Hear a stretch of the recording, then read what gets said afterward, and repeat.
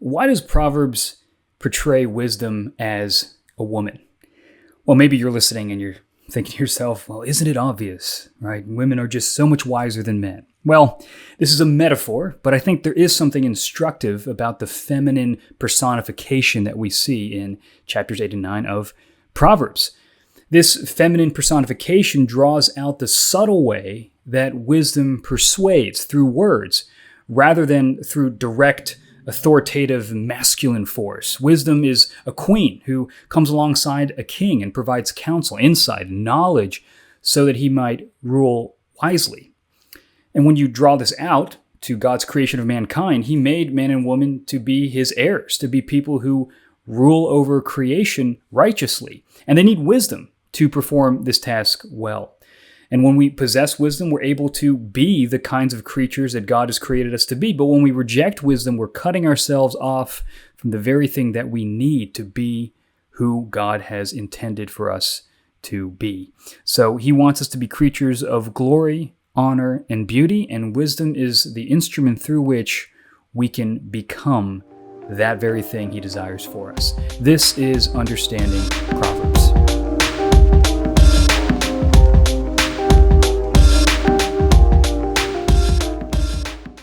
Proverbs 8 and 9 brings Lady Wisdom to the foreground once more as more desirable and attractive than all the riches of the world. And so when we seek riches alone, we find nothing but death and destruction. But when we seek wisdom, we find blessing, prosperity, and peace. The problem is that we rarely ever notice, much less pay close attention to wisdom, even as she cries out in the streets, seeking to point us on the straight path, the path of righteousness. So these two chapters break down into three sections. First, we see the call of wisdom in verses 1 to 21 of chapter 8. Second, the delight of wisdom, verses 22 to 26 of chapter 8.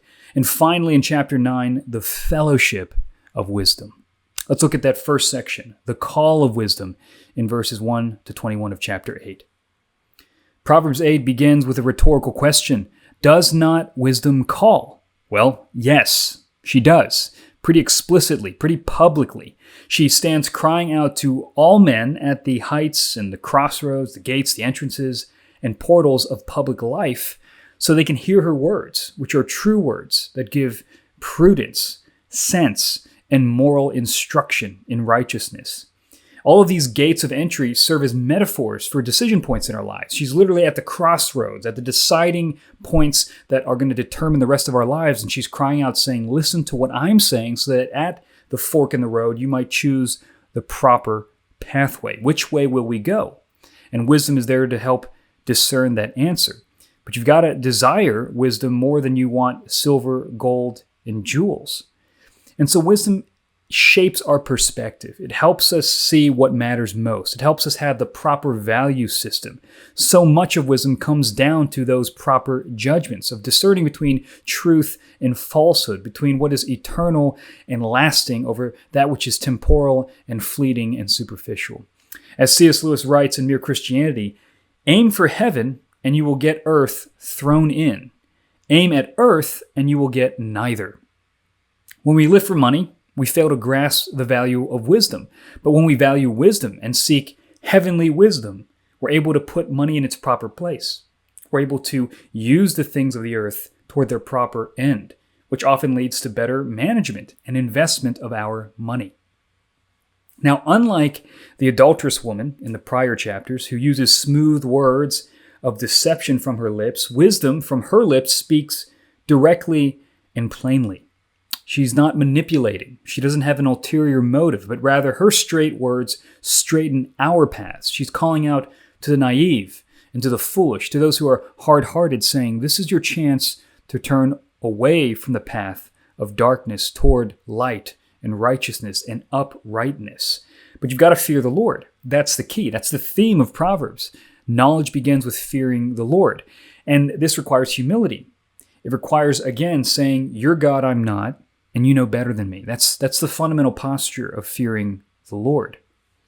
And so wisdom is about relationship more than it is about simple information. It's about trusting God and that his word will prove true in the end. And so wisdom comes alongside us and points us in that direction. She counsels us, strengthens us, and gives insight. Again, like a queen aiding her husband in ruling a land. Justice and righteousness happen only when a king fears God and heeds his wisdom. And the king's ability to make proper moral judgments and act with prudence allows him to exercise his authority and power for the common good. I mean, you see that theme all throughout 1st and 2nd Samuel, and 1st and 2nd Kings, how the nation will go with its rulers, especially with the king. If he rules righteously, if he discerns correctly, everyone is blessed. If he takes a more foolish route, everybody experiences the consequences. So wisdom is for public governance. It's for public rule. It's for understanding how to live a common life in accordance with the grain of the world that God has made. He will enact laws in accordance with justice. And this is going to influence all of the leaders of elite society. The rulers, the princes, and nobles, they will all act accordingly, but the king is the one who sets the course. And whenever you, in whatever position of leadership that you might find yourself in, whenever you set the course with wisdom, there's a trickle-down effect to the whole organization, the whole family, the whole community. And so blessings pour out on a people when they love wisdom and seek her with diligence. Her generational blessings eclipse all the temporary pleasures of sin, and her fruit outweighs all the finest riches.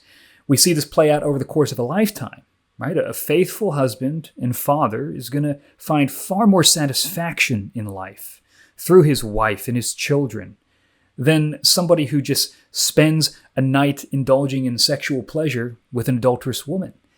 The cost is so high, and it's not even for your ultimate joy and satisfaction. So to love wisdom means to trust God's take on the world over your senses, over your passions.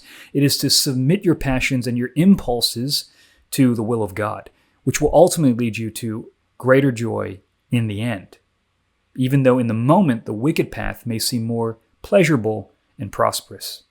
That leads us to the next section, the delight of wisdom, verses 22 to 26 of chapter 8. Proverbs 8 continues by describing wisdom as an instrument of creation. In the 3rd century, the heretic Arius and his followers, the Arians, often cited this passage as an argument against the divinity of Jesus. They translated verse 22 as, "The Lord created me at the beginning of his work." And this led them to teach that Jesus, rather than being God incarnate, was really the first and highest of God's creation. So he's exalted, maybe he's like a super angel, but there was a time when he didn't exist. Jesus Christ is not truly God. Even though if he might be higher than man, they're selling him short of deity. But the early church fought against this heresy and realized that verse 22 can also be translated possessed or begotten. And that fits more with the rest of the data that we have in the New Testament about Jesus' clear divinity, that he is one substance with the Father, that Jesus Christ is the one true God. He was never created, but he is the actual creator God who made all things. And so there is a better way to understand Proverbs 8. Rather than showing a Jesus who is less than divine, it is actually a vision of a type of who Jesus will be. A type is a theme or a person or an event in the Bible that foreshadows a greater theme, person, or event. So think about King David as a type of Christ. David is prefiguring the greater and more righteous king that Jesus Christ will be. And in this sense, Proverbs 8 is giving a pattern, an outline, a shadow, a sketch of wisdom embodied that will be finally fulfilled in Jesus Christ, who embodies wisdom in the flesh. He is wisdom itself. He is wisdom put on display in human flesh. And so Proverbs 8 can serve as a type, a prefiguring of who Jesus Christ is. Alistair Roberts actually notes in his commentary on this passage that there's also a prefiguring of the Holy Spirit. If you think about the Spirit hovering over the face of the waters and some of the language that is being echoed from Proverbs chapter 8, you can start to see that it's the work of the Spirit in creation that is also being prefigured, or rather being alluded to in this section.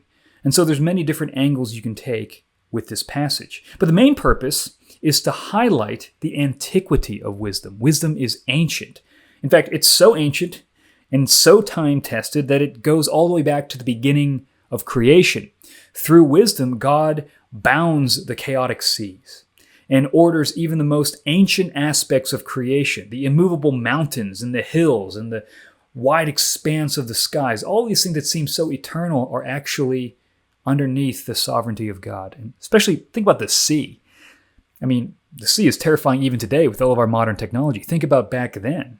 The sea is this untamable beast. It's full of deadly dangers and threats on all sides. And yet Jesus Christ, remember, he calms the waves and the seas in the boat. And God himself is the one who rules over the seas. And so wisdom is the instrument through which God actually orders his creation. And think about the care he takes with creation. He makes it a self-generative place where the ground brings out food. There's a coherence and an order and a beauty that mirrors the order and beauty of God himself. So when we see creation, we are seeing a reflection of God's wisdom, because through wisdom, he made all these things.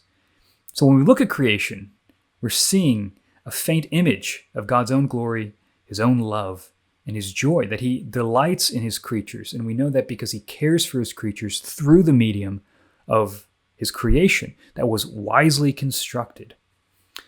And in verse 30, wisdom describes herself as God's daily delight.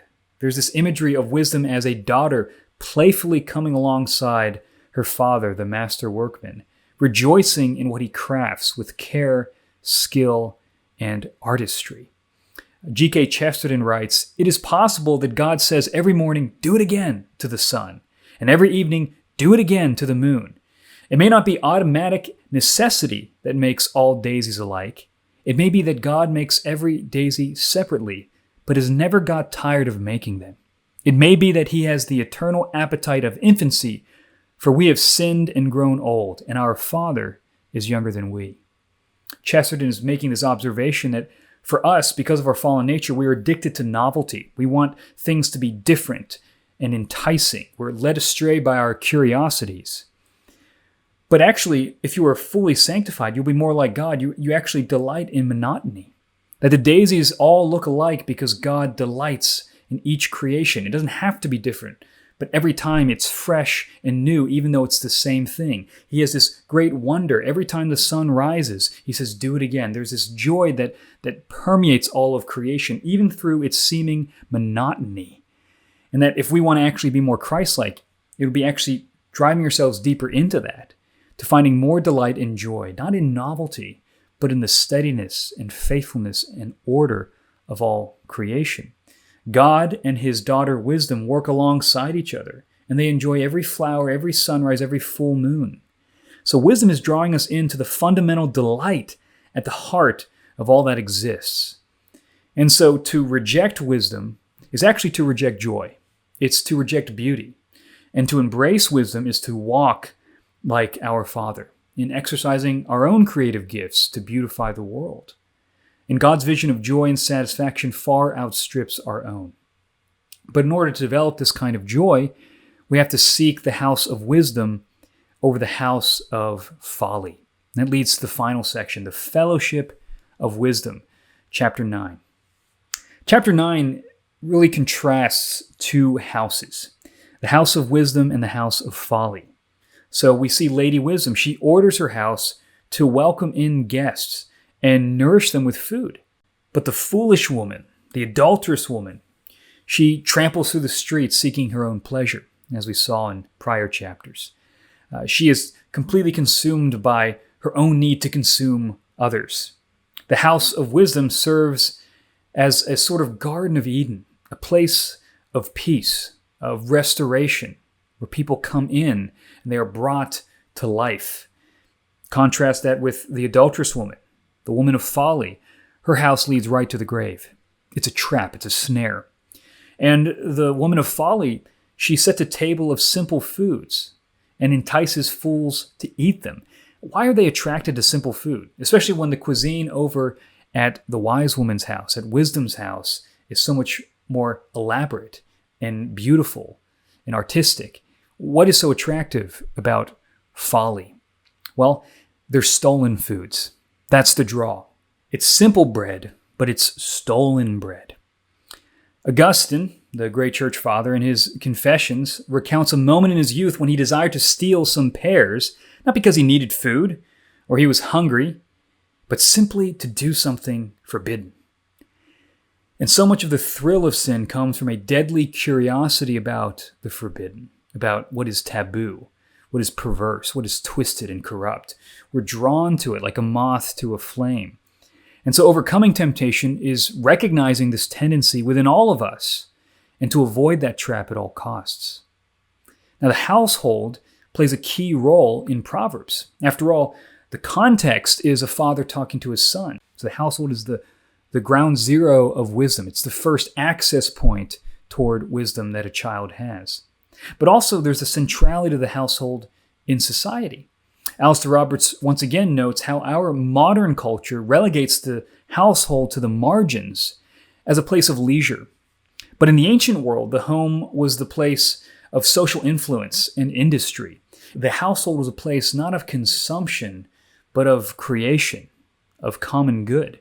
In fact, the English word economy comes from the Greek word oikonomia, which is the Greek word for household. So economy and household are tied together. The home is to be a place of economy. And that furthers the notion that wisdom makes us fit to rule. Both the private and public aspects of life require wisdom to navigate. So you can't section off wisdom into a small category of your life called spirituality, while you go on with the other affairs of life, your work, your schooling, whatever, according to the wisdom of the world. There's an integration here. God desires through wisdom for us to live an integrated life that is directed in all of its faculties and all of its facets to His glory. So this extends to your social life. And there's some very practical ways to read the room that Proverbs gives. A wise person understands that you don't want to cast your pearls before swine. So if you see a violent scoffer, a guy who just can't be corrected, he's going to try to kill you if you try to offer any kind of critique. So maybe you should keep your mouth shut. And you need to recognize who is worth spending energy on. If you see somebody who's teachable, that means that they're wise and that they're going to receive more wisdom. But if they're fools, if they're not teachable, you really aren't going to help them. In fact, not only are you not going to help them, but the more you try to give them wisdom, the more they're going to take that energy and push it back on you in the form of harm. So you don't want to do that. If they scoff, they're going to have to deal with that on their own. They're only going to have themselves to blame. But if they are wise, you will see them flourish with blessing. Wisdom understands the way people work. Wisdom knows what makes people tick and can adjust accordingly. There's this savviness to the way that social interactions work, that public life works, that the person who possesses wisdom understands. And this prudence, or cunning, allows the godly to operate in the world with skill. You can avoid the social pitfalls, the financial pitfalls, the relational pitfalls by understanding how sin and temptation works and how people work and how their motives can often clash, and using your energy on the motivated, the humble, and the teachable. You're a finite person. You don't have time for everybody. And so prudence says, where is my energy, time, resources, emotions best spent? And all of this finds its fulfillment in Jesus Christ. He is true wisdom embodied, as we mentioned earlier in this episode. His life shows his cunning. He understands the way people work, and he doesn't entrust himself to men, but he can see through their deceptions, and he uses words very skillfully. But he also has moral virtue. He has integrity. He walks the straight path at every point, even through suffering. Even when it seems like there could be an easier path, nevertheless, he chooses the path of obedience to God, to the Father. And through Christ, we regain the wisdom we lost at the fall. And by following him, we go against the grain of sin and with the grain of his redemptive purposes.